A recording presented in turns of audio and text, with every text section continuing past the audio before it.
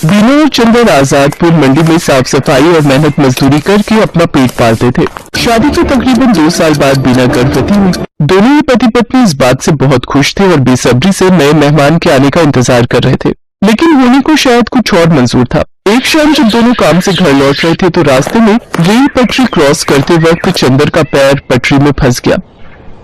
अरे अरे ये मेरा पैर, अरे ये क्या हो गया जी? जल्दी जल्दी पैर निकालने की कोशिश कीजिए। कोशिश तो कर रहा हूँ बीना, लेकिन ये निकल ही नहीं रहा। बीना भी उसकी मदद करने की कोशिश करती है, लेकिन उसका पैर बाहर नहीं निकल पाता।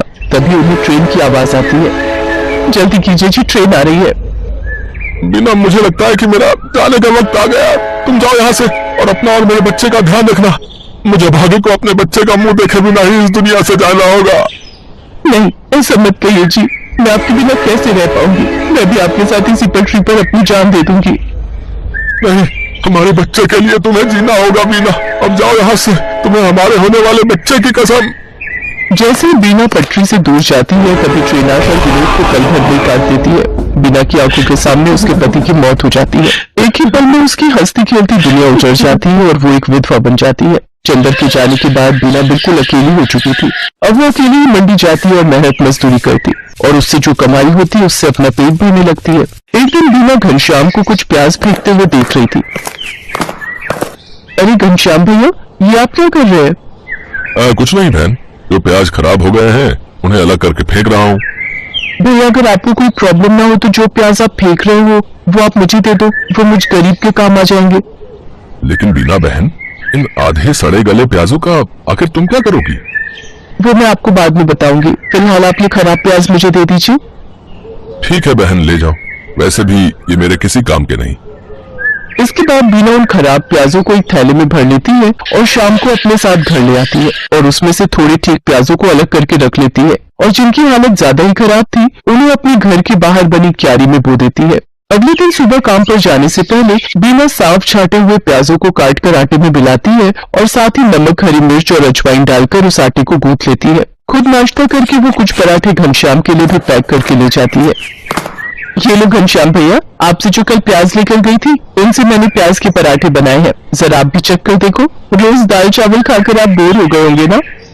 बीना बहन, हम गरीबों के नसीब में तो दाल चावल और सूखी रोटी ही होती है, भला उससे भी क्या नाराज होना।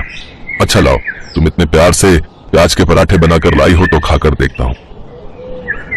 घनश्याम को बीना के हाथ के बने प्याज के पराठे बहुत पसंद आते हैं। ऐसे ही कुछ समय बीत जाता है। बीना को अब 7वां महीना लग गया था, जिस वजह से वो मजदूरी नहीं कर पा रही थी, जिस वजह से उसके घर खाने पीने की तंगी हो गई थी।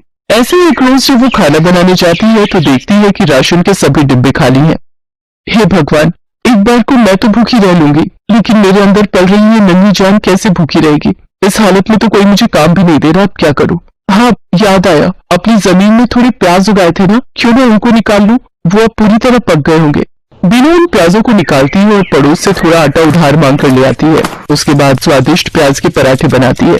उसके पराठों की खुशबू को सूंघते हुए उसकी पड़ोसन आरती वहां पहुंच जाती है। अरे वाह बीना, तेरे घर से तो बड़ी ही अच्छी खुशबू आ रही है। आखिर क्या बनाया है तूने? कुछ नहीं बहन, ये प्याज के पराठे बनाए हैं। लो, तुम भी खाकर बताओ कैसे बने हैं।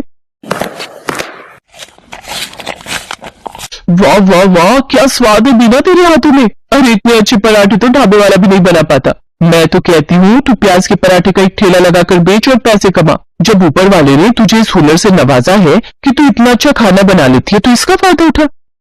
इसके बाद बीना को सही लगी और वो मदद के लिए घनश्याम के पास जाती है। घनश्याम के पास एक पुराना ठेला था जिस पर वो गलियों में जाकर प्याज बेचता था, लेकिन जब उसने मंडी में खुद की दुकान ले ली तब से वो ठेला बेकार ही खड़ा रहता था। घनश्याम वो ठेला बीना को देने के लिए तैयार हो जाता है। घनश्याम शाम को अपना पुराना ठेला लेकर बीना के घर पहुंचता है। ये लो बीना बहन, इसकी मरम्मत मैंने करवा दी है, अब तुम इसका इस्तेमाल कर सकती हो। आपका बहुत बहुत शुक्रिया घनश्याम भैया, आपका ये एहसान मैं कभी नहीं भूलूंगी।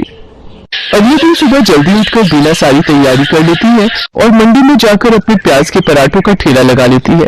लेकिन काफी देर तक जब कोई ग्राहक नहीं आता तो वो सोचती है, हे भगवान, दिन ढलने को आ गया लेकिन अभी तक एक भी ग्राहक नहीं आया। अगर ऐसे ही चलता रहा तो मैं अपने होने वाले बच्चे को क्या खिलाऊंगी? लगता है अब बिजनेस चलाने के लिए कोई तरकीब लगानी होगी। एक काम करती हूँ, कम दाम करके बेचती हूँ। एक बार मेरे पराठों का स्वाद सबकी जुबान पर चढ़ गया तो वो कोई और जा ही नहीं पाएगा। इतना सोचकर बीना आधे दाम में प्याज के पराठे बेचने लगती है। कम दाम में बहुत सारे लोग बीना के पराठे खाने लगे। कुछ दिन बीना ने सबको कम दाम पर ही पराठे बेचे, लेकिन फिर जब उसके ग्राहक बढ़ गए तो उसने रेट बढ़ा दिए। लेकिन तब तक वो पूरी मंडी में प्याज के पराठों वाली के नाम से मशहूर हो चुकी थी।